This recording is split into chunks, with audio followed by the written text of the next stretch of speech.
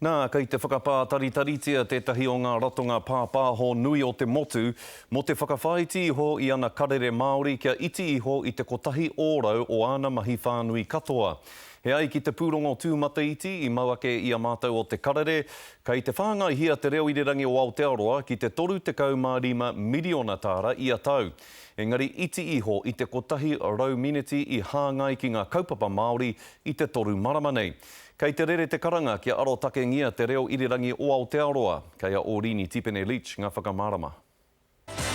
Ko te pūrongo o te ata nei. Kua kopi te reo Māori, kua heke ngā take Māori ki irirangi Aotearoa. Kāre tika tēnei, e tika ana mō ngā parliamentarians ki te kōrero ki a rātau, ki te whakatū he Commission of Inquiry pia i tēnei wā. I tono te heamana o te whakaruru hau o ngā reo irirangi Māori, kia arotaki hia te kai whakapāho matua mai te tua iwa o whiringa ārangi ki te 21 o kohi tātea.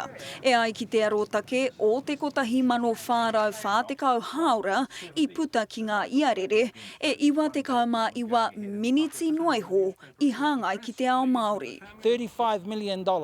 Engari 0.1% o ngā kōrero e pāna ki a tātou te iwi Māori. Kāre tika tēnā. Kāre ko tēnei he reo mō ngā iwi katoa. I tukuna e mātau ngā kitenga ki te upoko o ngā hōtaka o irirangi Aotearoa kia Carol Hirschfeld. Hei tāna, e hara i te arotake tika. I tihira mai ngā moka o te whārangi o te manu korihi, engari ka mahu e te whai i whārangi ke. Curtis Mayfield. E whakau ana a Jackson e hara tēnei te take whaiaro. Kao. O tira i karoa Hirschfeld i a mātou pātai hea hatana rautaki kia noho rite ngā take Māori ki irirangi Aotearoa. Hea hahoki te taumata e pāho tia ai ngā take Māori rā atu rā mai. He take e toera tonu ai te makiu i te whakakorenga ona i tōna hōtaka Māori whakamutunga i te rātau. Orini Tipene Leach, Te Karere.